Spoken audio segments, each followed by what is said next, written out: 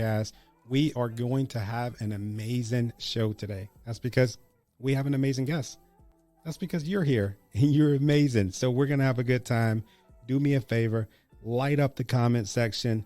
Let me know that you're here. Type in the word here and also tell me what state or city or now country that you're listening to the show from, and share the stream with your friend. This is going to be a really good show. Hey, what's up? I'm Tony Taylor. Are you here for Leaders Lead the podcast? Let's go. Hey, how did you beat me? Look, let me tell you about this podcast. We got like 5 seconds. Leaders Lead the podcast is about leadership. Not just the leader without, but the leader within. All of these leaders that I'm talking to across the country, well, across the world now, they have one thing in common, and that's that they have overcome some insurmountable obstacles to get to where they're at today. Come on, let's go.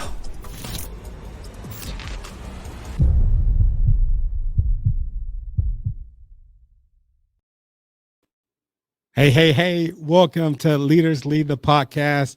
I am super excited for tonight's live show. I have, somebody that's amazing. I've been looking at a story for the past week, and I got to tell you, man, the videos that I've seen, dude, it's like touched my heart like no other. This is going to be my favorite guest.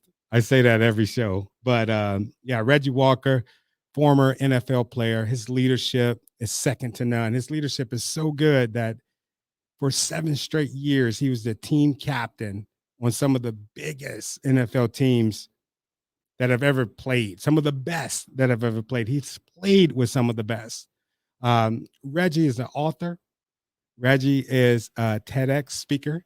If I'm not mistaken, I think he's done 2 TED Talks, right? I want to ask Reggie about that because I'm trying to do my first TED Talk. So I would love to get some information from Reggie about that. I also want to know about the other things that Reggie is doing. Reggie is an advocate for mental and physical abuse. Man, I cannot do it. His story any justice. So I'm going to play you this clip before I bring Reggie on.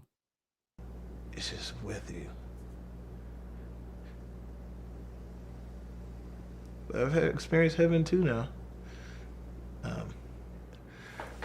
I go to my kid's soccer game, and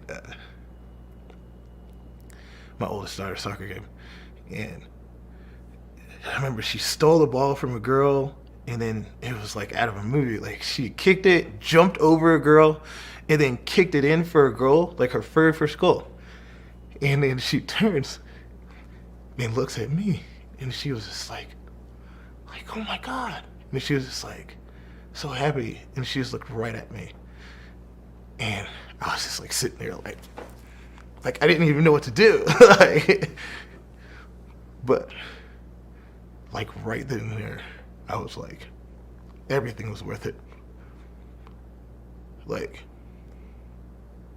just to like see her face, and then she knows that I'm there because I was never there because I had to play football all the time. But it like broke me. Like I remember just sitting there like, don't cry, dude. Like, don't cry. Like, dude, we're still at a game. Like, don't cry. But when we left, we were pulling out of the complex, I just couldn't hold it. I started like crying in front of everybody, like my 2 girls and my wife. And she was like, why are you crying? And I was like, because I'm so happy. I'm so grateful that I'm here, that I didn't kill myself, that my kids know I'm there for them, that I got to experience this. Like, I was so grateful, so thankful. Oh, man. All right. I'm going to bring up Reggie. Welcome, Reggie Walker. Hey. Dude. I should have started us off with that clip. Man, that one always gets me every time, man. I can't even tell the story without choking up. Yeah, I can't watch it without doing it, man. You're talking about your kids and being there for your kids, and it sounded like you had dealt with some stuff with mental health, with you not being here, but you looking at your kids and just being like damn man, I'm happy to be here with and for him. And that moment, like it might sound small to some people, bro, but dude, I felt you, man. I felt you. Oh, I appreciate that. And it was, you know, I was at a really bad time. Like I was in such a bad place when that happened. And it was the exact thing that I just needed in that moment of time, especially given the fact that at the time I didn't know what I was just setting out on a path that I wanted for myself. And as a lot of people know, it's when you're transitioning and jumping into something new, there's a lot of self doubt, a lot of negative emotions that pop up. Plus, I was dealing with myself for the first time.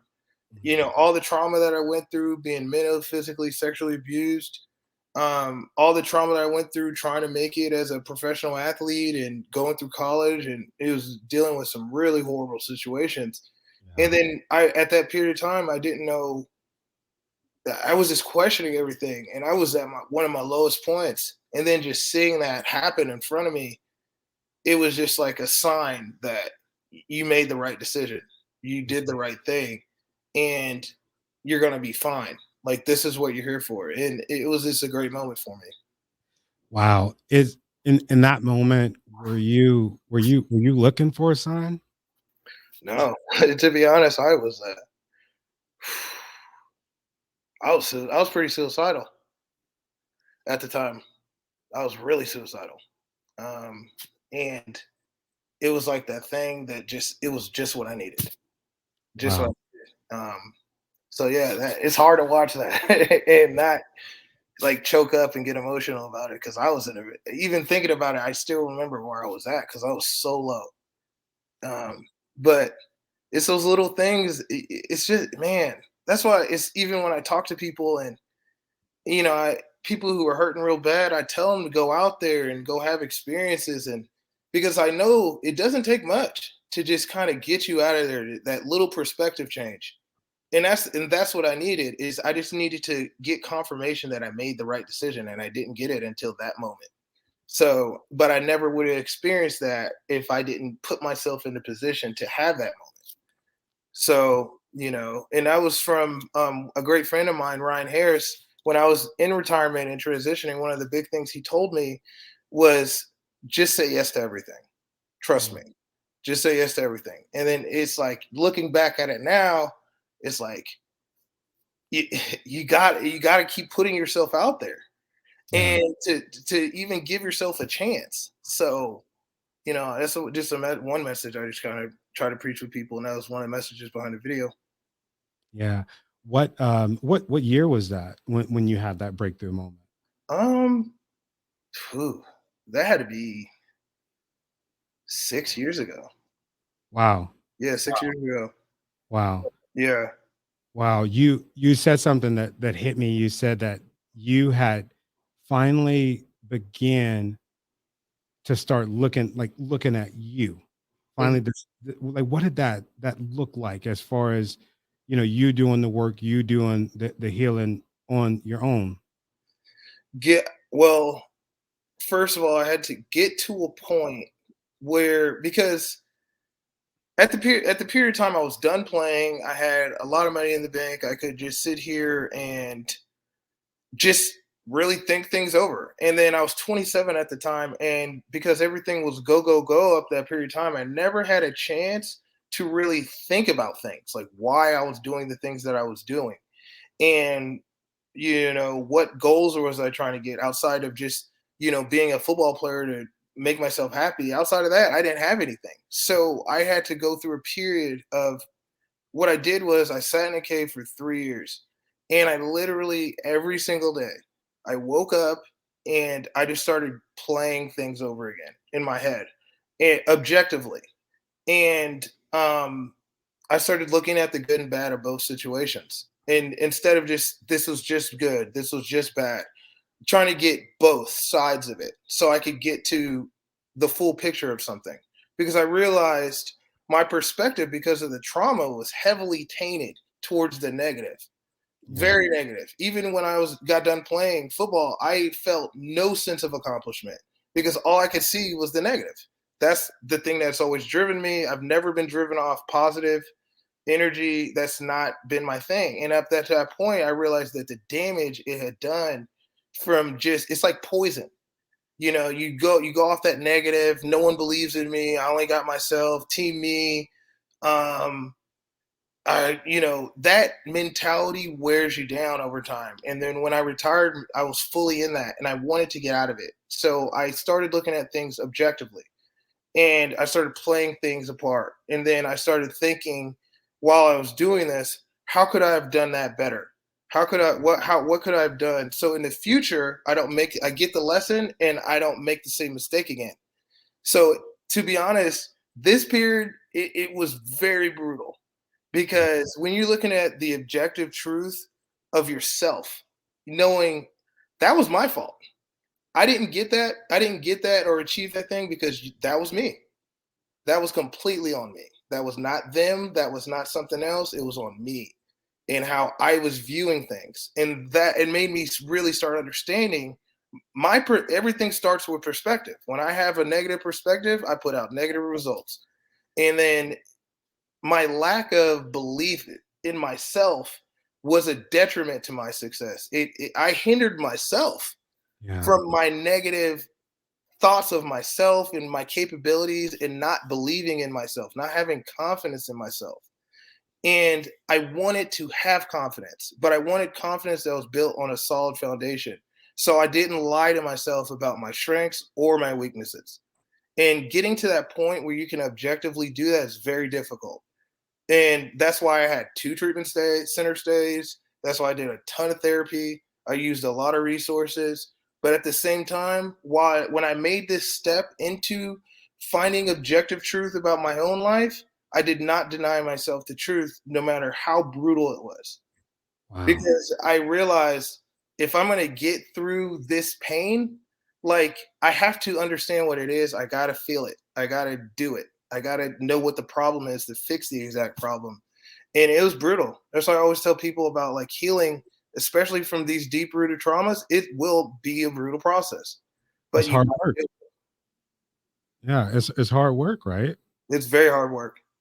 Yeah, I was going to ask you. There's like I know that the viewers and the listeners they're probably asking themselves, you just got out of the league, just got done playing, had a tremendous career. I mean, I've played you on Madden before I switched on and off of you, right? I'm gonna tell you, one of the good linebackers, that played for the Chargers, right? No, I wish your rating was a little. They made your rating a little bit higher on that. That kind of pissed me off. I see But that. It made me mad.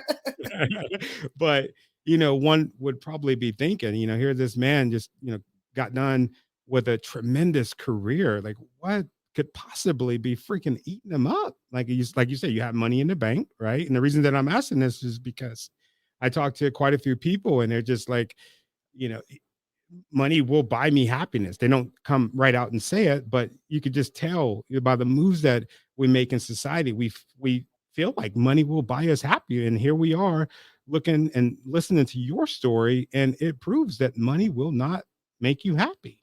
I think it's crazy. I think it's the message what I'm about to say is something that's been echoed by tons of people with money who have made huge accomplishments in life. What I'm about to say is not anything different than what they're saying. You just don't know until you get put into the situation. And the thing is, money will not bring you happiness. It can bring you a certain degree of happiness, 100%, because you got your needs met, you can buy stuff, you can do things, and we need money to do things. So and live the lives we want to live. But once you get to that point, because you only need so much, that's the big thing. Like we're sold, we need to be millionaires, billionaires to be happy and all that. You don't. You just need enough and enough for you. And the thing is about that, once you get to that point, even if you have a lot of money, it's not like like a like a drug that you can just ingest in your system, and then happiness will become all over me. If you're a mentally unstable, terrible, like, not, I wasn't a terrible person, but I was mentally unstable. I was depressed. I was solely playing football to find happiness. What I was directing my energy towards when it came to finding happiness was not the right things, and I was living this out because all the money did was just give me a lot of ability to fill the void. So like when I first went into the league, I went shopping every day. That's all I did. I just went shopping every day, and then I would go shop, and then I'd get that that hit. What is the dopamine? I'm not a big chemical guy, but I'd get it, that whole rush, like this feels great, and then I'd go home, put the stuff aside, and then bloop, right back into depression. Detailed. Because, and then the thing is too, because I say all the time, I played football solely because I thought it was going to bring me happiness. Period. Like, forget all the football gods and appeasing them and being a Hall of Famer. No, I thought football was going to make me happy because I was miserable for long periods of my life, and football was the only thing that gave me that joy. So I thought becoming a professional athlete would make me happy. So then when I became a professional athlete and I was still miserable, at that point, it like broke me because I was like, nothing's going to make me happy. I am doomed to be miserable forever. So it really rattled me. That's the thing, and it's crazy because there's so many people who just wish for the money and really believe this. We've been sold this message, but I'm telling you, you're gonna get the money, and you're gonna realize it's gonna be great for a while, and then the realness is gonna come hit you right in the face. I'm not living my life how I want. I'm miserable. I'm a slave to this job. I'm a slave to vanity. I'm a slave to all these things that aren't coming from me. You have to live from yourself and the reasons you want to do things. Like, for instance, I would ask guys in the NFL, why are you here? And more times than not, it wasn't because I want to be a Hall of Famer or be the best football guy. It's like, no, I want to make my family happy. I want to do this for them. Or everyone told me I was good at this. But it's never really a reason coming from them most of the time. But the people who have that, they know that those are the better ones. Is this a mentality? Everyone's good. Everyone can play. Everyone's fast. Everyone's big. What separates you? And it's the reason why you're there in the first place. Wow. The reason why you're there, that's funny that you say that, because you were one of the top collegiate, not just in football, but top collegiate athletes, right? Going into college, coming out of college. And it's funny that you say that the separation is purpose. That's what I'm hearing. It's Right? solely purpose. Solely. And that wasn't your purpose, the NFL. Yep, solely. Because everyone's big, everyone's strong, everyone can play, everyone has talent, everyone has skills. What's going to make me beat you at the end of the day? And the thing is, I want it more than you. And where does that energy come from? My purpose for being here in the first place. And when I was lining up against people, I was looking at it like, you're keeping happiness from me. So you're going against me with this mentality. And the only people that are going to really compete against me are people who have a purpose as big as mine. And I won way more than I lost. But I also lost too. There were some cats out there that had a way bigger purpose than me and let me know it. Hey, Reggie, you were a killer, bro. You were a killer. You're gonna lose sometimes. Hey, you were a killer, man. I'm gonna show this clip, man, and because I want the audience to see you at work. And if you're listening to this on the podcast, you're gonna have to catch the stream on YouTube. This is some good stuff. This is my brother Reggie Walker giving Luke Tasker, turning this human being into a freaking real live helicopter. You remember that play? I do remember it, actually. Dude, it's like one of the top plays that they're saying almost in NFL history. Check it out. Of the NFL, he also does one of the best Molly hatchets you've ever heard. All right. Tasker under it, fields it at the 7-yard line. Oh, he gets nailed by Reggie Walker. Helicoptered after the hit by Walker. Well, you want to know what that feels like? Go ahead. Have your neighbor put a trash can over you out in your driveway, and then have them gun you to the ground. 9 years into a TV show. You literally turned that dude into a helicopter. Oh So, man. so if that wasn't, how does that make? First of all, how does that make you feel looking at that?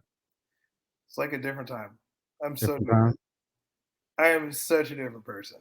I different look at person? that and I was just like, I remember distinctly what I was thinking, what I was going through, who I was, and I'm so different than that. I love who I am more now than I did then, for sure. Wow. Like Really? I know now. I didn't know then. What do you know now that you didn't know then? I know myself, and I know, and my purpose behind doing things is coming from a way more stable source. Then it was I look at it as just pure chaos. Like I look at myself internally, I was barely keeping it together. You know, like basically on the verge of just going completely psychotic. And that's something I look back at it and I was like, man, I was really close then. And it's something that led me to retiring because, that's another reason why I tell people just it sucks and it'll be a brutal process, but you need to deal with your stuff so you can move past it, establish a plan, execute it, get it done. It's gonna suck, but you need to do it because, um, it, man, doing things for the wrong reasons, you can't get that time back. Yeah. You really can't. So there's a regret too. But at the same time, I'm glad that I went through it because I wouldn't have really known what I wanted until I really experienced what I didn't want Right. clearly. Do you is the regret about football or is it about dealing with your stuff sooner? Like what is the Dealing with myself sooner because I would have had a way different football career if it was for that. I probably wouldn't have played as long. Definitely wouldn't have played as long. And then when I actually played, I would have had fun with it because I didn't. It's crazy. I look back at it and I didn't have fun with it at all, like at all. It's because when you're in this environment where it's your job is hanging on a thread every day. I don't care if you have a 5-year, $50 million contract. This is what a lot of people don't know about this. It is a day-to-day job, no matter what your contract is. And they will pay to get you out of there. Trust me, seen it a million times. And the thing is, you can get out of this environment and never be in again off anything. You can just be around a mistake. Seen that too, lots of times. Guys getting cut just by being around the person making a mistake. So you're on edge. You're on edge all the time, and this is by association, right? So you're on edge all the time, and then like I was telling you, you're competing against people who have very high purpose for why they're there. And this is not it's a game, but how people are taking it, the reason why they're even there and successful is it's not a game to them. Yeah. Like this is war out here, and it's me against you, and you're taking food out of my kid's mouth, and I'll be damn sure you're not going to take kids out of my mouth, move food out of my kid's mouth, and this is how I'm playing against you, so that and you're in this environment competing in this all the time. Wow. So it does something to you after a while. Yeah. And if I could have just gone into it with a clear head, I would have gotten more out of it. But I got everything I wanted out of it at the end of the day. I'm still a really great strategist and planner, so that saved me. But I would have had a better head, and I would have maximized even more if I had a better head going into it. How many years did you play? 7. 7. Okay. Wow. So you were team captain for all 7 years that you played. No, I was a team captain at a period of time in Arizona. But the thing was, I was always a leader wherever I went. And the thing was, I was always one of the people that was a big reason why we were either successful or not successful. So I played a major role in everything. So I look back at it and, that's great and all, like playing and doing all that. But at the end of the day, I look back, and the thing that I feel most gives me most joy is knowing that everybody I played with or against respect me because they know I came to play and I was not a bum. Right. So at the end of the day, that's the only thing I really care about looking at that situation. Like, got my respect, great. I know I could compete with them, great. I Next love thing. it. I love it. Roz Lowe says the way that it was set up, it sounds like you're a gladiator. And of course, we know gladiators fight against other people. But before a gladiator can go out and fight the fight, right? And fight the fight under the lights, they need to fight the fight within their own might. What was it exactly that you were dealing with that you felt like needed healing? Phew. I had been sold a narrative for years that I was nothing, that I was stupid, that my opinion doesn't matter, that I'm not as capable as I think I am, which led me to, and this narrative was hammered into me constantly, especially by the situation in college. And then growing up, it was there too, but especially when I got to college, it was constantly hammered into me. You're not shit.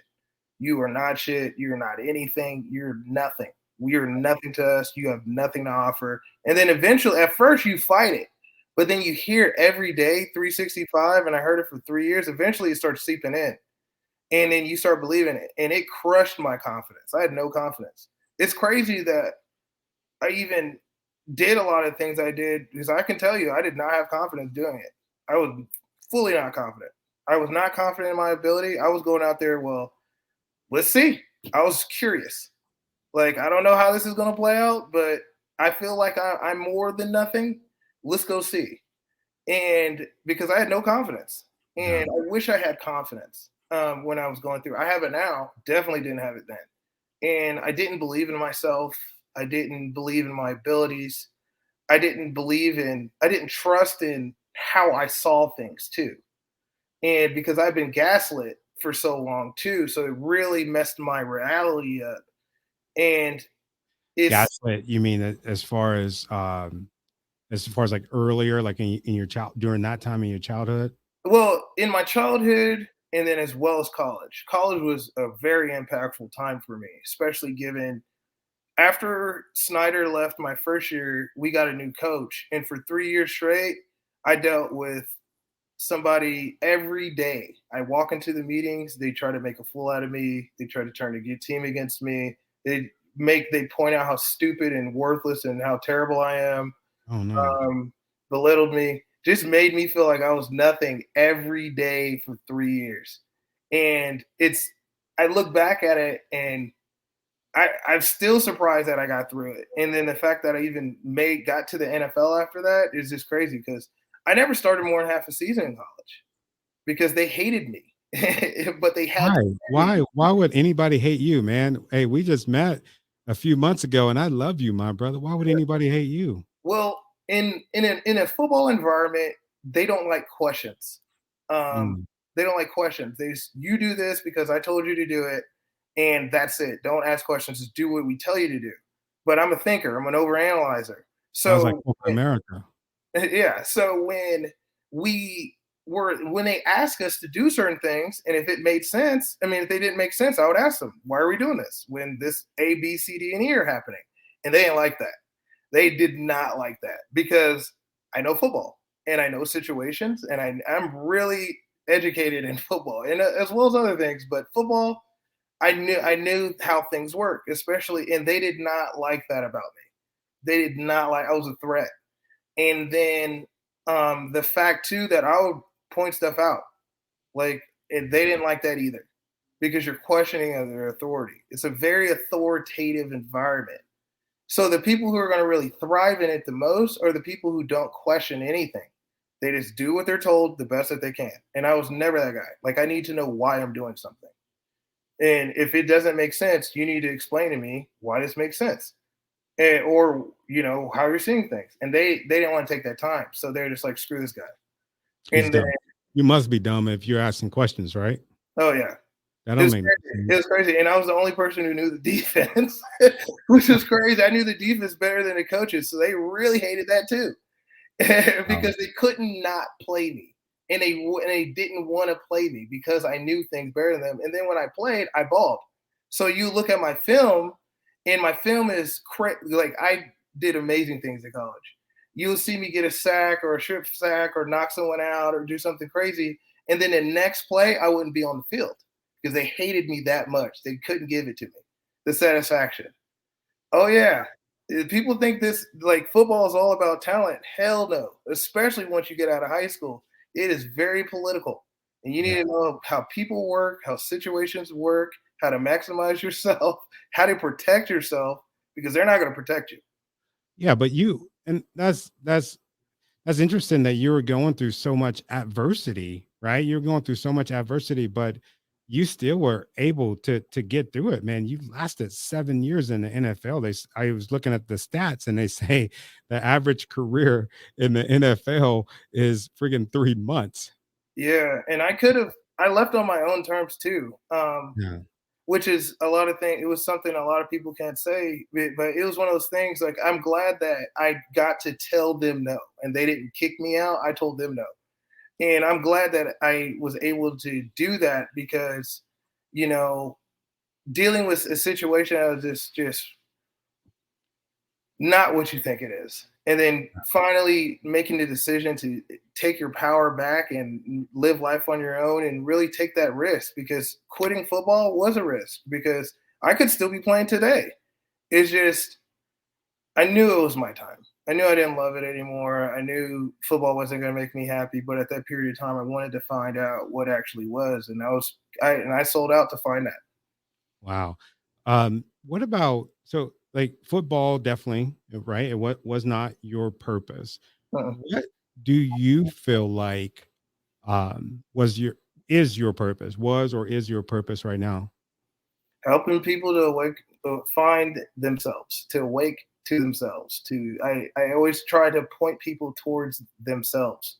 You know, with one of my business partners, I talk about, I want to activate as many people as possible because as you could probably attest to, most people don't know why they're doing most of the things that they're doing. Like they could write a list and just I do this, I do A, B, C, D, and E, and could not tell you why they're doing it. They're just doing things. They're just trying to get from day to day. And then most people are miserable out here, especially in the real world, real life, the job force, all that. Most people are miserable. And you understand because most people aren't really living from their own purpose, the one that they've taken the time to find and really understand within themselves. They haven't done that. So I like to directing people towards themselves because I really feel and understand at this period of time, the world would be a much better place. I really believe it if more people were just walking in purpose. They knew why they're doing what they're doing. They had a plan, they had a structure, they knew how to deal with themselves mentally and emotionally. And I want to help people to understand how to do that. Because it's a painful process to understand, to really find out yourself, but it's so empowering. Because you're not walking out on fake confidence, whether your confidence is embedded in the amount of money you have or the job you have or the people around you or the relationships you have. No, your confidence comes from yourself and your abilities and what you know about yourself. And to me, after going through this, I've never been stronger when it's come to things, and I've never been better because of that. I've succeeded at a very quick rate, even in my transition, because I know this about myself very clearly, and I want to help people understand the same thing. Sounds like you went on an excursion of friggin' soul searching. Tell me about the very important work that you do for mental and physical abuse because you do a lot of speaking and working with people that have been abused, correct? Yeah, and I've kind of taken a little step back from it, just because, I wrote the book, The Game Within a Game. It's on Amazon, and I've been doing stuff to promote the book, and then I also wrote a course That's now in Forbes Business School. I know that I think we just finalized our partnership with Harvard and Stanford, and then it very soon it's going to be international as well. And I've been doing a lot of things to help get that up and going, and I only have so much energy. So it's just I've focused on those two things. When I get these things done, then I'm going to go back to speaking and open that back up. But that's been my main focus as of late. Yeah. Yeah. Why that lane? Because I know you talked about like finding purpose, and that's what I speak on, finding purpose, because I went through, man, my whole life thinking that my purpose was one thing, and then just like you had that breakthrough moment and you're like, this is not my purpose. Same thing with me. uh Money in the bank, I had a president of a company basically telling me, hey, name your salary, and I went from making good gobs of money to making almost zero, but it felt so freaking good. You know what I'm saying? It's not all about the money. And it's because once you're walking in that purpose, and even though it's fearful and you might be broke starting off, or you might be broke for a minute and you're going to have to struggle, you're going to be so glad that you're choosing this struggle because you realize you're going to struggle regardless. Things are hard. To make it, it's going to be tough regardless. But at least you're choosing the problems that you're going to face. You're choosing the lane that you want to go to. And it's not coming from someone else. It's coming from you. So when you're dealing with all the trials and tribulations that's going to come with trying to succeed, you're going to have more energy to just deal with it. You're going to be it's going to increase your success rate, because just like I tell you with football, like the reason why the difference between a high school, college, and NFL guy is purpose, purely. And that's the big reason why I wrote the book, because I wanted and wrote the accompanying course because I want to help as many people as possible. And when I sat down, I was thinking as far as a strategy to do this, I was thinking, well, I could get a book, put all the lessons into a book, have it like a manual that someone could just use and then just go back to as being a student athlete. They could just refer to this to help get this through them. So, because my main issue when I was going through college is you don't have anybody who really is showing you how to do the job, that's done it themselves. Most of the people who are telling you to do the job have not done it themselves. They don't understand you. They don't understand why you're here. They don't understand you at all.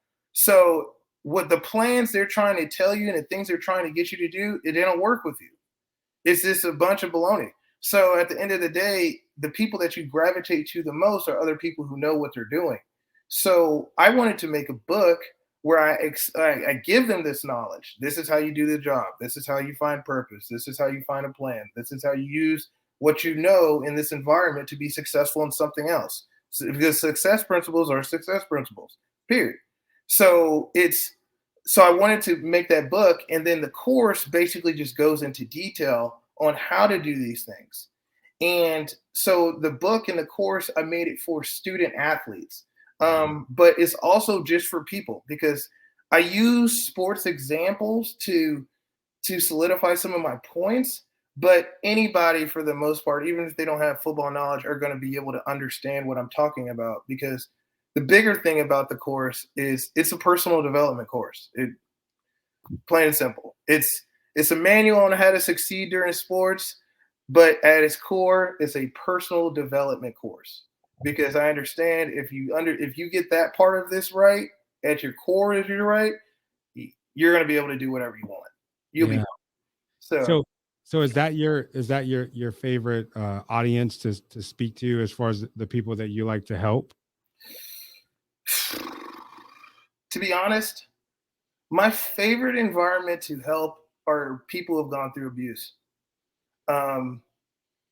It's because that's where my heart's at. I love student athletes and my heart's with them too. But the people who've gone through this abuse, I will always have that need to help them, especially doing the 2 treatment center stays where I'm here for a month each time, and I'm there with drug addicts, people on heroin, big time drug problems, alcohol abuse, people with traumatic brain injuries, people who are just like me, suicidal, depressed. And then, you're around these people, and at their core, these people were just like me, severely abused, very traumatized. And I chose football to find happiness. They chose drugs, alcohol, sex, whatever it may be, but they just chose something else. But at their core, they're just like me. So those are the people who I relate to the most. So those are people I want to help the most. They got a special place in my heart. Yeah, because I think in your book you talk about, or I seen some of the stories you talk about, some of the things that you went through when you were going through a kid as far as abuse, correct? Mhm. Yeah, I talk a little bit about it. But I really wanted to make the book more about, like, it's a manual that you can come back to and get the knowledge from. You don't have to read it all at once. As you go through situations, like, here's a template on how to handle it, and Yeah. this is why you should use this template. Um, and but I also understood that most of the people, a ton of the people in these sports environments, these athletes, have gone through major traumatic situations, and a lot of them have gone through abuse. Just like when I was comfortable with talking about what happened to me when getting sexually abused, I wasn't really comfortable with saying it until maybe my 5th or 6th year in the league. And then when I started talking to other players on the team, I was shocked at their responses, because it was like 9 out of 10 people with the same thing happened to me, whether it Are was you mental, serious? physical, or sexual abuse. It was everybody. And like I told you, with what separates us from high school, college, NFL is the reason why you're there. And I was there to be happy. And anybody who was in front of me was a barrier to that. And I saw it as life or death. This is, if I can't accomplish this job, I won't be happy. And I might as well die. So you're keeping me from that. And that's who you're competing against. Yeah. So, um, yeah. So to me, it's like 2 + 2 = 4. Of course, most of the people in this environment have been abused. Of course, most of the people in this environment have dealt with super traumatic stories. Most of the people say the stories. When you talk about, I came from a single parent home, mom and dad didn't have enough to put food on the table. I had dealt with this. This person died. This person got shot. We didn't have money for this. These are traumatic events. And you don't think that affects people? Like, that has big time implications. It's at your core. It rattles you. And so that's why I say I want to help people who have gone with abuse. And, I say a little bit about the trauma and dealing with trauma in there, but I try to put it in there.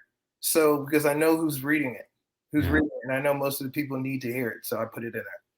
Yeah, dude, you're a hero, bro. And I'm not talking about the stuff that you did on the football field, but just you stepping up and being an advocate for that. Because I know that it's hard to talk about that stuff, especially when we're talking about abuse.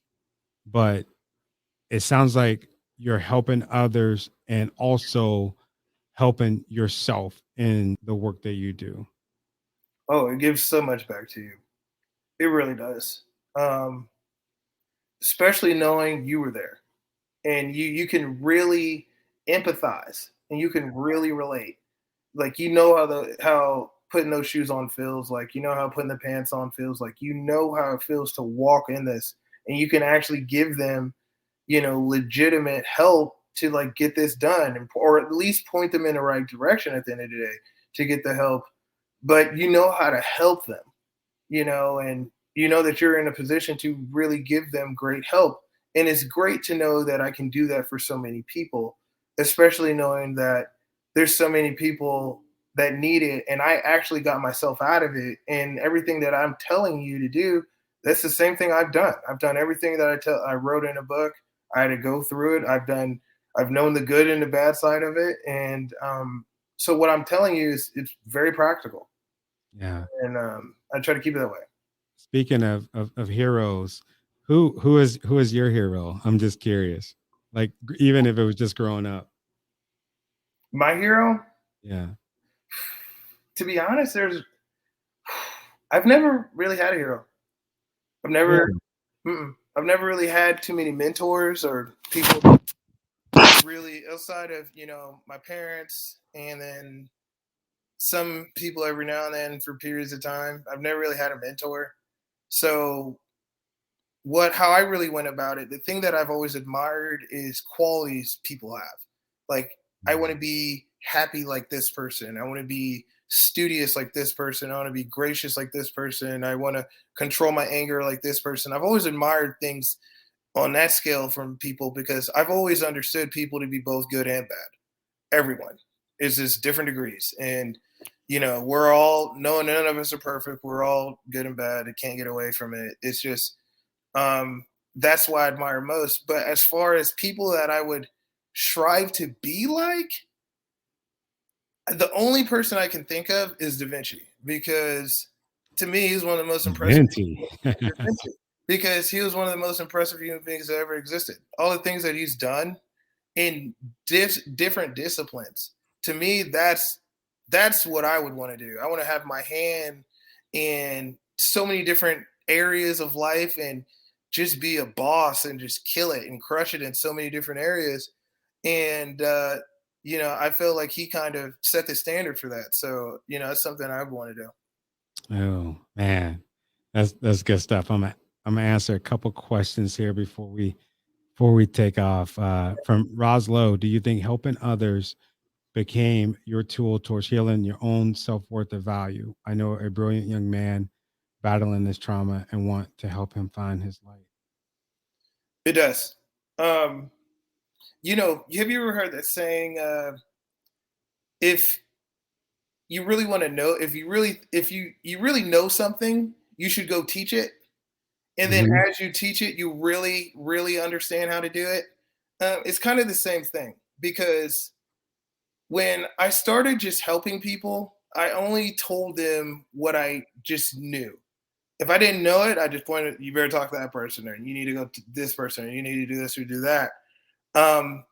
But when I really started getting good at diving into my own self and my own trauma and why I did the same things, the things that I did, and what works with me and why does it work with me? Like, really, because I told you, I'm an overanalyzer of everything. And once I really went through that process, it made me more effective helping others, because it really helped me to map out a strategy. If things happened, I had my pivots in place. And then as far as my approach to doing it, it made my approach more effective the more that I did it. So it really does help. And then the thing is, the people that helped me the most on my journey towards healing have been other people who have gone through it. I've dealt with tons of therapists and people who have really good hearts, and some of them were really good at empathizing. Not a lot of them, but some of them. But the people who have gone through it and know how it feels and can convey that to me and open that spot up with me so I can start building that bridge to healing myself. Like, those are the people who had the biggest impact. You know how I feel. You can empathize. I know you know what you're talking about when you're describing these things. I can trust you. And I didn't trust anybody. So it really helped me. That's interesting that you said that you used the word empathy as far as, helping you get through the trauma. And I think that that's important. You and I, actually, we talked about empathy on a panel that we were on. Right. We're speaking about Black men and mental health. And you want to break that down a little bit? As far as the panel, or as far as what would you like me to break down? As far as the importance of empathy when you're going through the things that you're going through, like how did that help you, and how does that help the people that you help? Oh my gosh, it's one of the. And I'm asking because that's one thing that I was telling my wife the other day, that's one thing that I'm actually, like, give myself a pat on the back, because I didn't have too much empathy for people at one period of time in my life. And sometimes it takes a big humbling for you to get empathetic about certain situations. You know what I'm saying? Right. And I've figured out that helping people and understanding them, not giving them sympathy because nobody wants our sympathy, but just some understanding, you know? Right. That, you know, that me explaining my experience to you has value in your eyes, that you can understand how I would be feeling the way that I'm feeling. You get Yeah. it. And the thing is about it, that's one of the, I feel as if more people don't get the help that they need because people really empathizing is a muscle that needs to be built purely.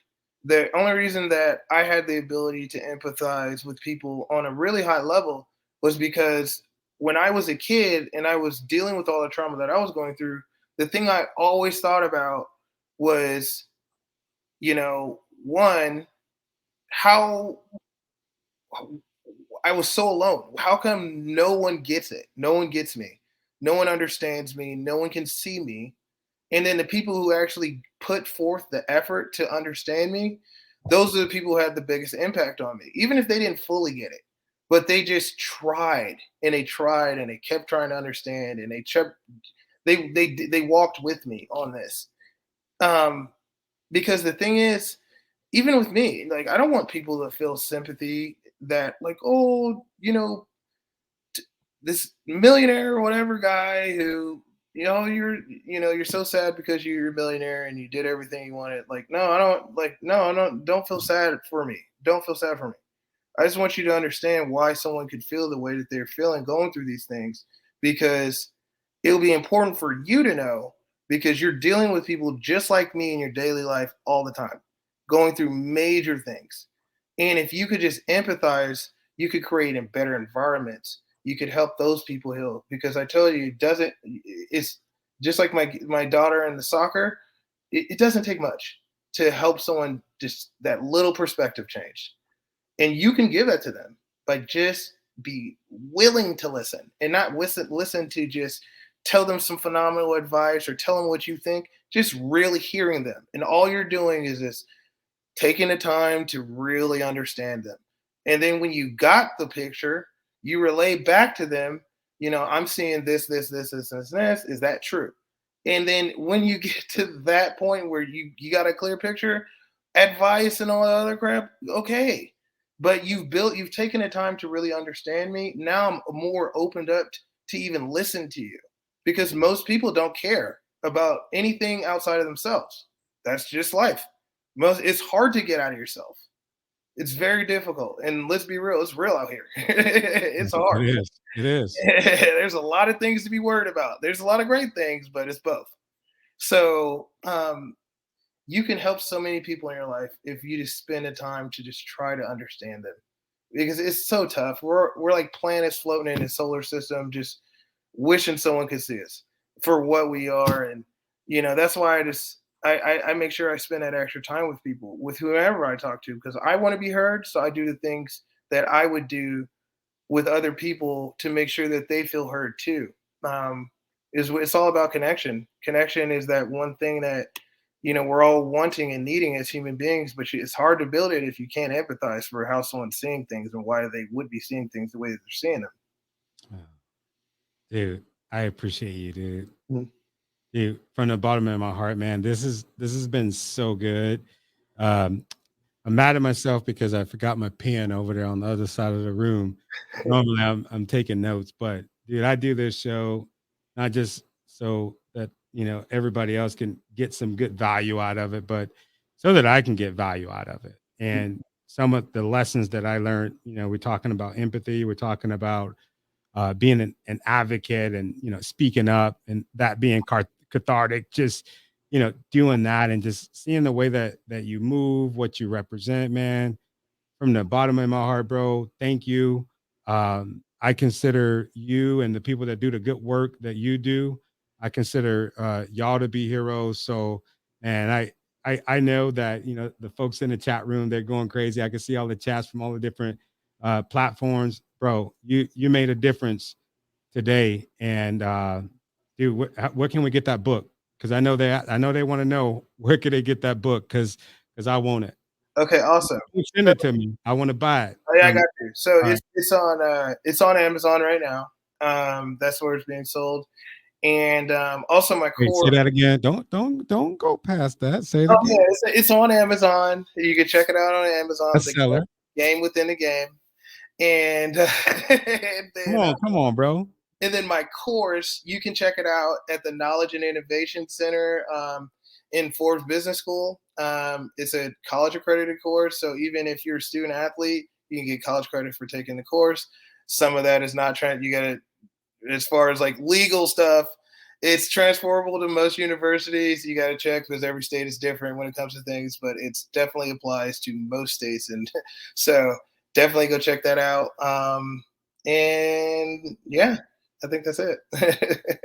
See, I'm looking this up on Amazon right now. Not being a good host, I was trying to find the link. There it is. Yeah, before I forget too. So also, yeah, I was a speaker at TEDx, but I'm also an organizer. So one of the things I wanted to ask you is, would you want to do a TEDx? Yeah, man. Yeah, I'm dude. putting you on the spot. I was going to ask you off air, but now I'm just like, well, now I'm gonna put you on the spot because you got to have you on. Yeah, God brought us together, bro. I'm looking at my board, and that's actually one of the things on our dream list is to do a TEDx. So yeah, dude, definitely that would be amazing. Yeah, we'll talk about it. We can talk about it off air. I'll give you specifics, but would love to have you on. You're exactly you need to do this. So yeah. I'm peer pressuring you. I love it, man. And dude, and I enjoyed listening to your TED talk, dude. You're a beautiful speaker. You speak from the heart. One thing that the speakers that I like, they talk about them. You know, they talk about the things that they're going through, the things that they went through, the things that they're really still struggling with. They don't have this like holier than thou type of deal. And I love your message. So yeah, dude, anything that you got going on and you need me to help out with, man, I'll definitely support it, especially with the TED Talk, man. Again, bro, from the bottom of my heart, bro, I appreciate you. I love the work that you're doing. Is good work. You inspire me. I want to do some more work to help because it's definitely needed. Thanks for putting it on my radar. I'm about to say on my radio. Hey man, dude, I said 30 minutes, man, but we're hitting an hour. So again, thanks, and I apologize for going over, but dude, just talking to you is refreshing. So, dude, thank you so much for coming on the show. Oh, no problem. And my apologies for sweating the entire interview. I promise I'm not nervous. I'm just under the weather. So, No, I know you ain't nervous, man. I've seen some of your interviews. Yeah, dude. When I get sick, it's almost like I got the flu. It looked like I'm dying almost.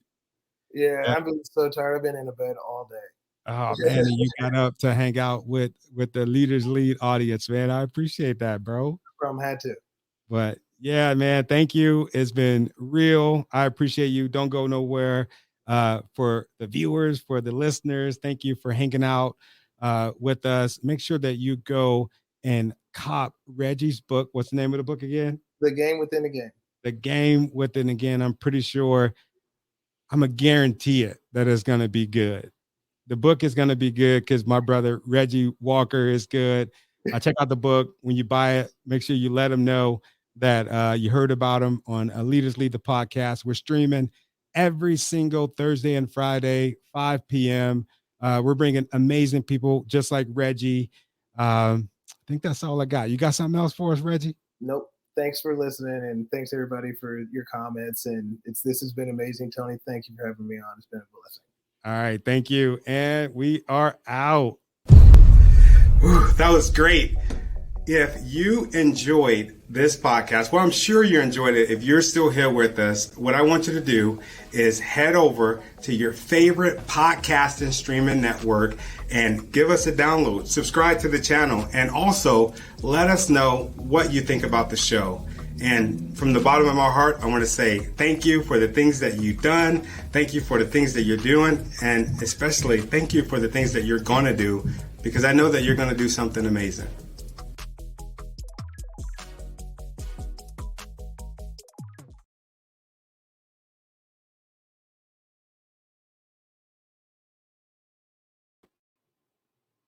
We ain't going nowhere. Nah, y'all take care. Bye.